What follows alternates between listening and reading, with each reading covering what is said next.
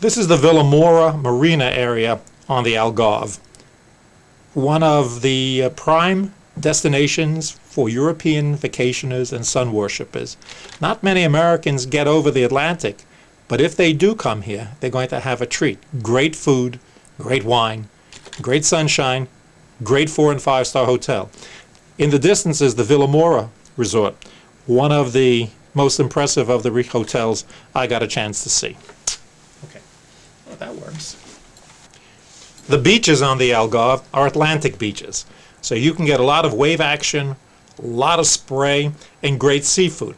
This beach area is near the Villamora Hotel, and what attracts you to it is the space. Lots of room, not too much crowding, and all the beaches in the area are open to the public, even if a hotel claims rights to it. Public beaches. That's it. Lots of small towns dot the area. The big town, Faro, is where you have an airport that will get you there from Lisbon in about 45 minutes. It's no more than 90 miles from Lisbon, and you can drive there as well. This is Lagos, Portugal, a small cobblestone fishing village with a lot of charm, quaint little old churches, and restaurants serving the freshest of seafoods. On the way to the Algarve, you pass through the region called Alentejo, which means beyond the Tagus in the old language. And the wheat fields and the olive groves are going under. They're planting vines for wine, grapes. And here at the Herdade de Malhadinha Nova and the Herdade de Gros, you have new green inns. That is, their focus is on local cuisine, game, wild game, fish, and chefs that think they're the best in the world. The vines are producing the grapes for lots of new, fresh wines that compete with those from the north of Lisbon. And the accent here is on sports activities and individual vacations. The rooms open right up onto the pool decks. You go make your splashes. They have accommodations that are just charming, modern, very slick, almost Scandinavian. And beyond the edge of the pool deck, you're right into the woods or the lakes or the rivers and the streams. Really very charming. That's it. And to show you that they actually make wine, here is the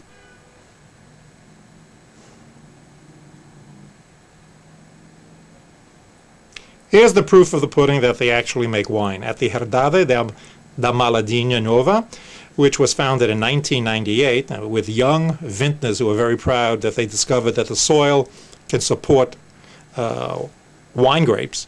Here is their rather al fresco fermentation tanks. And we sampled the brew and we brought back many, many bottles, maybe our limit. And these wines are slightly different from the rather well-known wines from the north of Portugal, the Oporto area, and they have a different taste to it, a different zing to it. Okay. And here is where they store the wine in big French-made oak casks. Down below, you know, football field size storage rooms. Really very attractive. That's it. The retail area at the winery is a well-designed, contemporary, store-like niche where tourists and wine-onophiles alike can sample the brew and buy their bottles. The major city in Alentejo is Evora, which I didn't get to see.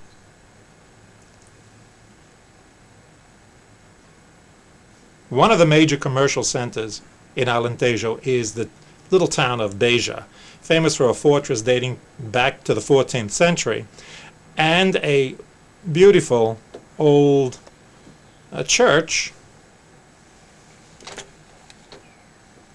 Not a church, rather, it was a monastery, and it is now a posada, one of the state-owned or leased conversions of historic buildings into hotels. It is the Posada de San Francisco, and the monks didn't have it this good. This is their pool deck, surrounded by palm trees and lovely gardens, and nearby a couple of tennis courts. This is really the way to travel in southern Portugal. After we finished touring the Algarve, we drove across to Spain and its new center for beach resorts, which is called the Costa de la Luz, and nearby is the magnificent city of Sevilla. And this is the cathedral, third largest cathedral in Europe, and a magnificent structure that is without peer. Please. The cathedral is surrounded by tourists, and inside it is crowded by tourists. Flash bulbs are going off in your eyes. They're going off at the ceilings, at the gold trim, at the gold encrusted walls, the gates to the various apses and niches. It is simply a spectacular example of Spanish Gothic architecture. Okay. Here is an example of splendor. The main apse of the church with its yellowish stone. The dramatic Gothic arch is soaring way above you, and the place was half under repair to patch it up from falling down, of course, because of poor craftsmanship during the Gothic period. Okay.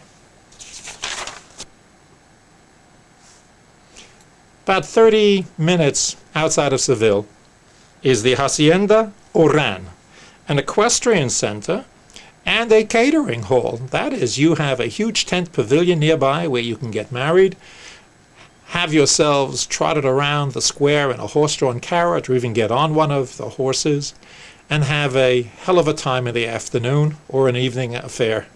It's really a catering hall, superb. That's it.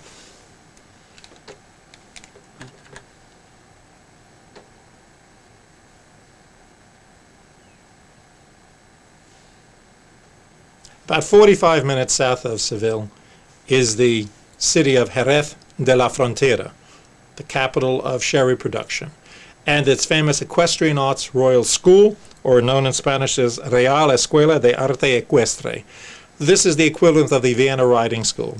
We happened to catch a good sampling of sherry right next door at the Sandemin bottling and production center. Cross through a gate, and here we are, watching one of the horses get a little bit of training. But the real excitement, of course, comes inside the arena, with the shows on several days during the week, and then there's time off during the year, when these magnificent Arabian horses are put through their paces by experienced and young riders alike, and it is truly breathtaking. The horses' specialty are all these wonderful acrobatics. Here they are walking on two legs, and of course their most famous act is the flying cabriole, where the horse leaps up in the air, kicks out with its rear legs in time to land back on them all squarely, without injury, but with thrill for the observer. Okay, that was lousy. What the hell? Okay. And here the horses are doing one synchronized move down the sides of the arena, and it takes about 2.5 hours for the show to run its course, and it truly is one hell of a thrilling and exciting experience in Spain. You just can't miss it. But no trip to southern Spain, especially Seville, is complete without a flamenco show. And even though it may seem a bit touristy, they are improving the dance, modernizing it, adding some new steps, innovation, new music. It's getting more exciting than it used to be. Okay. Today's choreography is a blur of excitement, of movement, of group dynamics. It is no longer just a single person clacking their heels and hitting the castanets. It's gone Broadway, and it's better off for it. And one last look at Spain's new Costa de la Luz, a huge golf resort area with over 20 golf courses, championships, some of them, and beautifully laid out, Moorish-style pavilions and villas across that tier of Spain. Remember, it's not the Mediterranean, it's Atlantic, and the water's going to be a little more exciting, as is most of southern Spain. Thank you.